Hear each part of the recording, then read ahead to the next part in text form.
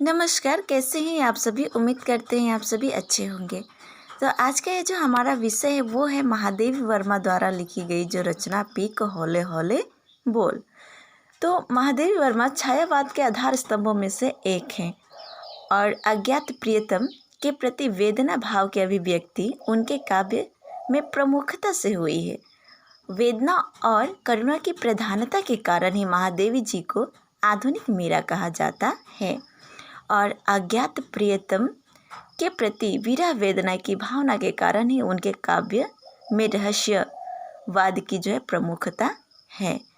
तो इस तरह से जो है उनकी ये जो कविता है पीक हौले हौले बोल, इसमें भी उसी तरह से जो है अज्ञात प्रियतम के प्रति जो प्रेम स्नेह की जो भावना है वह जो है यहाँ पर दिखाई देता है। तो आइए पढ़ते हैं उनकी ये जो कविता है पीक हौले हौले बोल। तो यहाँ पर जो है महादेव वर्मा जी कहती हैं कि मुखर पीक हौले हौले बोल, हथीले हौले हौले बोल। जाग लुटा देंगे मधुकलिया मधुप कहेंगे और चौक गिरेंगे पीले पल्ला अम्ब चलेंगे मोर। समीरन मत उठेगा डोल, हथीले हौले हौले बोल। अब यहाँ पर जो है महादेव वर्मा जी उस कोयल को, यानी कि कोयल का जो आगमन है वह वसंत की मादकता में होता है। सर्वत्र सुरभित वातावरण की अनोखी छटा होती है और ऐसे उन्मुक्त वातावरण की अनोखी जो है समय में कोयल की जो श्रृंगारिक कूक प्रत्येक हृदय को उद्वेलित कर देती है। हृदय में रति भाव प्रस्फुरन होने लगता है। तो ऐसे समय में महादेवी वर्मा उस पीक से अर्थात उस कोयल से, उसको मुखर बोल रही है। मुखर कहने का अर्थ है बोलती कोयल, अर्थात कोयल की कूक हृदय में रति भाव जागृत करती है, अतः उसे प्यार से मुखर पीक कहा गया है। तो यहाँ पर जो है कवित्री कहती हैं कि हे मुखर कोयल तू धीरे धीरे बोल, अरे हट करने वाली तू धीरे धीरे बोल, क्योंकि तेरे बोलने से पीड़ा सी होने लगती है। तो यदि इस प्रकार बोलती रहेगी तो मृदुल कलियाँ झाग पड़ेंगी और तेरे कूक की मिठास से भ्रमर रसमग्न होकर के तुझसे और अधिक कूकने के लिए कहेंगे। अर्थात तेरा रस माधुरी से चौंक कर जो पीले पल्लव धरती पर गिरने लगेंगे, आम के वृक्ष पर बौर आ जाएंगे और पवन मतवाली होकर बहने लगेगी। अर्थात ये जो भंवरे हैं वह रस कलियों का जो रस पान करेंगे ना, लेकिन उन्हें जो है संतुष्टि नहीं मिलेगा। वे जो है और पाने की जो है चाहत रखेंगे, यानी कि वे और कहेंगे कि मतलब उन्हें और चाहिए, क्योंकि उनका मन जो है संतुष्ट नहीं होगा। और जो पीले पल्लव थे ना, यानी कि जो पत्ते थे, वह तुम्हारे इस कूक से जो है चौंक पड़ेंगे और घबरा करके चौंक करके वह धरती पर गिर पड़ेंगे। और समीरन तुम्हारी इस आवाज़ को सुन करके मतवाला होकर के वो भी डोलने लगेगा। इसलिए हे कोयल तुम धीरे धीरे बोलो। फिर यहाँ पर जो है महादेवी वर्मा कहती हैं कि मरमर की बंसी में गूंजेगा मधु ऋतु का प्यार, झड़ आवेगा कंपित तृण से लघु सपना सुकुमार। एक लघु आंसू बन बेमोल, हठीले होले होले बोल। यहाँ पर जो है कवित्री कहती है कि वसंत ऋतु का जो प्यार है भ्रमर की मरमर ध्वनि की बंसी के रूप में गूंजने लगेगा। यानी कि वो जो वसंत का आगमन है ना, वह जो है उसकी जो आगमन का उसका जो प्यार है वसंत ऋतु का, वह भ्रमर के ध्वनि के समान वंशी के रूप में गूंजने लगेगा। और पवन के जो चलने के से जो चंचल वे जो घास के ओस के रूप में जो मोती की बूंदें ढुलक पड़ेंगी। यानी कि झड़ आवेगा कंपित तृण से, यानी कि जो घास हैं उनके ऊपर जो स्वप्न रूपी मोती के समान जो ओस की बूंदें पड़ी हुई थी वे जो है कंपित होकर के वे धरती पर गिर पड़ेंगी और ऐसा लगेगा जैसे वे जो शुद्ध व सुकुमार स्वप्नों की भांति जान पड़ती हो। अर्थात वे जो है जैसे कोई स्वप्न सजा करके वे अपने ऊपर उस ओस को रखी हुई हो, उनका जो स्वप्न हो एक कोमल सुकुमार शुद्ध, वह जो है हवा के झोंके से जो है कंपित होकर के वह धरती पर गिर पड़ेंगी मोती के समान। तो इसलिए बोला है कि यहाँ पे एक लघु आंसू बन बेमोल, यानी जिसका कोई मोल नहीं होता। एक आंसू के समान वह मोती की तरह जो है स्वप्न जो सजाए हुए तृण पर जो घासों पर जो ओस की बूंदें थी वे गिर पड़ेंगी। इसलिए हे कोयल, हे हठीली, हे जिद्दी कोयल, तुम धीरे धीरे बोल। फिर जो है कवित्री यहाँ पर कहती हैं कि आता कौन नीड़ तज पूछेगा विहंगों का रो, दिग्वधुओं के घन घूंघट के चंचल होंगे छोर, पुलक से होंगे सजल कपोल हथीले होले होले बोल। यहाँ पर जो है कवित्री कहती हैं कि ये जो पंछी है जो अपने घोंसले में रहते हुए अपनी घोंसला तुम्हारी आवाज़ को सुन करके वो अपने घोंसले को छोड़ करके अर्थात छोड़ करके वे जो है शोर मचाने लगेंगे, यानी कि चहकने लगेंगे। वे जो है जैसे कि पक्षी अपने नीड़ जो है छोड़कर कलरव करने लगेंगे, अर्थात उन्हें ऐसा जान पड़ेगा कौन आ रहा है, जिससे वे जो है चहकना शुरू कर देंगे और ऐसा लगेगा कि मानो वे पूछ रहे हो कि कौन आता है। उसके बाद जो है साथ ही ये जो दिशा है मानो ऐसा लग रहा हो जैसे वे यहाँ पर जो है मानवीकरण किए हैं, जैसे कि दिशाओं को घूंघट ओढ़ करके, जैसे कि नववधु जो है घूंघट ओढ़े हुए जो है घूंघट को टाने हुए रहती है, तो इस तरह से दिशाएं भी ऐसा जान पड़ती है मानो वो घूंघट जो है डाली हुई है और अपने घूंघट को हटा करके चंचल हो करके वे जो है उनके जो कपोल है वो आनंदित हो गई हो, पुलकित हो गई हो और वे उनको भी ऐसा लग रहा है जैसे कोई आने वाला है और उसके स्वागत में जो है अपने घूंघट जो है उठा करके वह तैयार हो वहाँ पर।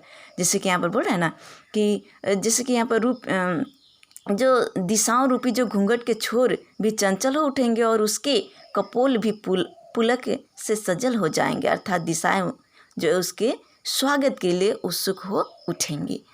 फिर जो है कवित्री यहाँ पर कहती हैं कि प्रिय मेरा निषिद्ध नीरवता में आता चुपचाप, मेरे निमिषों से भी नीरव है उसकी पदचाप, सुबह यह पल घड़ियाँ जो है अनमोल, हठीले होले होले बोल। देखिए यहाँ पर जो है कवित्री कहती हैं कि उनकी जो प्रियतम है ना वे जो है रात्रि के एकांत नीरवता अर्थात एकांत समय में जो है वह चुपचाप आते हैं, यानी कि उनके जो प्रियतम हैं वे जो है रात्रि बेला में जो है वह आते हैं, यानी कि मेरे जो प्रिय बोल रहे हैं कि मेरे प्रिय तो रात्रि की नीरवता में यानी कि एकांत समय में ही चुपचाप आता है और उसकी पद ध्वनि यानी कि पैरों की जो आहट है वह जो मेरे शांत क्षणों से भी अधिक नीरव है। हे मेरे मन, यह जो पल व घड़ी है कितनी जो है अनमोल है, यानी कि जिस समय मेरे प्रियतम मुझसे मिलने मेरे पास आएंगे वो जो घड़ी है वह मेरे लिए कितना अनमोल है, कितना जो है वो बेमोल यानी जिसका कोई मोल ना हो, कितना अनमोल है, जो तुम प्रिय के आने की आशा से उद्वेलित हो रही हो। यानी कि हे हठी कोयल, तू धीरे धीरे बोल, क्योंकि तेरे बोलने से पीड़ा सी होने लगती है, अर्थात उनके मन में उनके प्रियतम की जो यादें हैं वह उमड़ आती हैं और विरह होने लगता है। इसलिए हे हठीली कोयल, हे जिद्दी कोयल, तू धीरे धीरे बोलो। फिर यहाँ पर कवित्री कहती हैं कि वह सपना बन जाता जागृति में जाता लौट, मेरे श्रवण आज बैठे हैं इन पलकों की ओट, व्यर्थ मत कानों में मधु घोल, हठीले होले होले बोल। यहाँ पर कवित्री कहती हैं कि वह जो मेरे प्रियतम है ना, मेरे प्रिय के आगमन का यह स्वप्न बार बार आता है और जागृति अवस्था में पुनः लौट जाता है। यानी कि जब वो रात्रि के समय में उनके जो प्रियतम है वह स्वप्न में बार बार आते हैं, लेकिन जैसे ही वो जागती हैं वैसे ही वह पुनः जो लौट जाते हैं। तो कह रही हैं कि प्रिय की प्रतीक्षा में मैंने अपने नेत्र उनके मार्ग पर स्थिर कर दिए हैं और नेत्र के पास ही मेरे कान भी तो ध्यान देते रहेंगे, परंतु मेरे नेत्र प्रिय को देखेंगे। यानी कि जैसे कि उन्होंने बोल रहा है ना, उन्होंने यहाँ पर बोलेंगे मेरे श्रवण आज बैठे, यानी कि उनके जो कान हैं वे उनके आने की आहट पाने के लिए उनकी प्रतीक्षा में जो है वह ध्यान दे करके वह बैठा हुआ है, और इनकी जो पलकें हैं वे पलकें जो है उनको देखने के लिए वह ध्यान लगाई हुई हैं। और बोलिए कि इसके पूर्व ही कान पद ध्वनि सुनकर उन्हें पहचान लेंगे। अतः हे हठीली कोयल, तो धीरे धीरे बोल और व्यर्थ ही मेरे कानों में अपनी स्वर माधुरी मत डाल। यानी कि कहने का अर्थ है कि वे तो स्वयं ही अपने प्रियतम के आने की आहट पाने हेतु अपने कानों को वे लगा करके जो प्रतीक्षा में लगाई हुई हैं और अपने नेत्र भी खुले उनकी प्रतीक्षा कर रही हैं। तो हे हठीली कोयल, तुम इस तरह से बिना मतलब का व्यर्थ ही तुम कानों में मधु घोल रही हो, यानी कि मिठास घोल रही हो, क्योंकि मैं तो खुद ही प्रतीक्षा में हूँ ना। तो तुम बेकार में ही इस तरह से मधुर आवाज़ जो है निकाल करके मधुर जो है स्वर जो है बोल करके तुम जो है मेरे कानों में मिठास घोल रही हो। इसलिए हे जिद्दी कोयल, तुम धीरे धीरे बोलो। फिर यहाँ पर जो है कवित्री कह रही कि भर पावे तो स्वर लहरी में भर वह करुण हिलोर, मेरा उड़तजवश छिपने का ठोर न ढूंढे भोर, उसे बांध फिर पलके खोल हठीले हौले हौले बोल। अर्थात वह जो है उस कोयल से आग्रह निवेदन कर रही है कि हे कोयल, अगर तुम भर पाओगी ना, अगर अपने इस स्वर लहरी में, यानी कि जो तुम्हारा ये जो स्वर है, जो मीठी जो स्वर है, इसमें अगर तुम भर पाओ तो वह करुण हिलोर भर दो। यानी कि वह दर्द, वह जो पीड़ा है ना, उसे भर दो, ताकि मेरे जो प्रियतम हैं वे जब मेरे पास आए तो फिर वे मुझे छोड़ करके कहीं और जाने की जो है जगह ना ढूंढे, कहीं ठौर यानी कोई और स्थान न ढूंढे। अर्थात यहाँ पर जो है महादेव वर्मा की विरह की जो है भावना यहाँ पर जागृत होती है। वह जो है कह रही है कि हे मन, यदि तो इस करुण हिलोर की अपनी स्वर लहरी में भर सकता है तो अवश्य भर ले, क्योंकि इससे तू भी इतना ही मधुर हो जाएगा, मेरा हृदय इतना शुभ्र हो जाए कि मेरा प्रिय प्रातः जो है काल मेरा हृदय छोड़कर कहीं अन्य छिपने का स्थान न ढूंढे। अर्थात जिस तरह से वह जो है रात्रि के समय आते हैं ना, जैसे महादेव वर्मा बोली हैं कि वे निषिद्ध नीरवता में आते हैं, उनके जो प्रियतम है रात्रि के बेला में आते हैं, स्वप्न में आते हैं, और जैसे ही वो जगती हैं वैसे ही वो चले जाते हैं।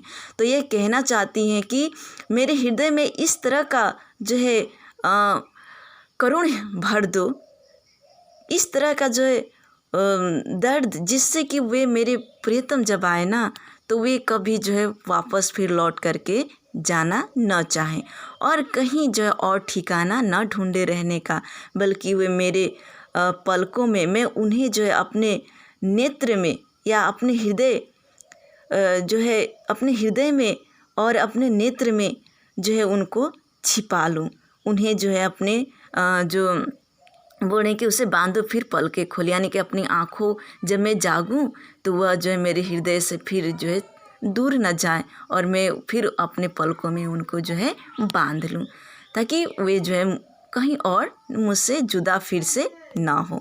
तो इस तरह से जो है कवित्री कहती हैं कि जो प्रातःकाल मेरा हृदय छोड़कर कहीं अन्यत्र छिपने का जो स्थान ढूंढे, इस प्रकार मैं अपने बंद नेत्र खोलकर उसमें प्रीतम को बंद कर लो, अर्थात वो कहीं और स्थान खोजने जाएं इससे पहले कि मैं वह जो है अपने नेत्रों को खोल करके उसमें उनको बंद कर लूँ, ताकि वह फिर मुझे छोड़ करके कभी ना जाए।